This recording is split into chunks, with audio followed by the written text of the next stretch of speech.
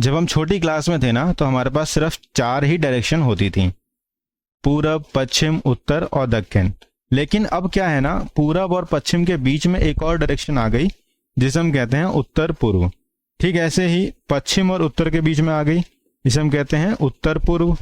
ये दक्षिण पूर्व और दक्षिण, ये दक्षिण पूर्व है और ये है दक्षिण पश्चिम। तो ये 8 डायरेक्शन हो गई। पहले सिर्फ 4 थी, पूर्व, पश्चिम, उत्तर, दक्षिण। अब 8 हो गई जो आपको यहाँ फिगर में दी गई है। किसी भी मानचित्र में हमें ये बताया जाता है कि डायरेक्शन क्या है।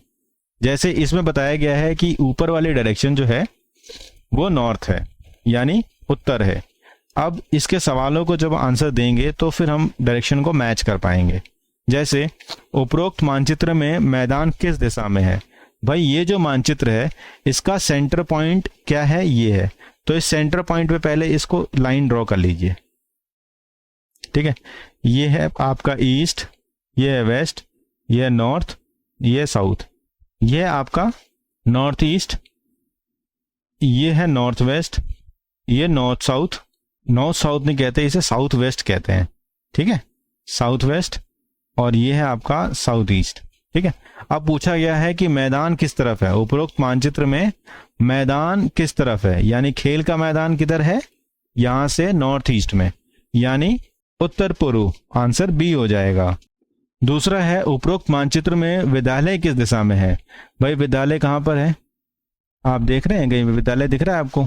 ये रहा विद्यालय, और विद्यालय किस दिशा में है आप बताइए देखकर। विद्यालय यहां से, इस पॉइंट से ईस्ट यानी पूर्व की तरफ है।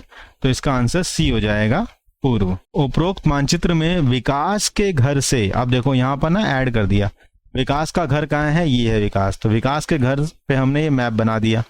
अब विकास के घर से फलोधान यानी ऑर्चिड किधर है, विकास का घर ये है। विकास के घर से सीधी रेखा ये जा रही है, यानी ईस्ट की तरफ जाने पे हमें मिलेगा फलोधान।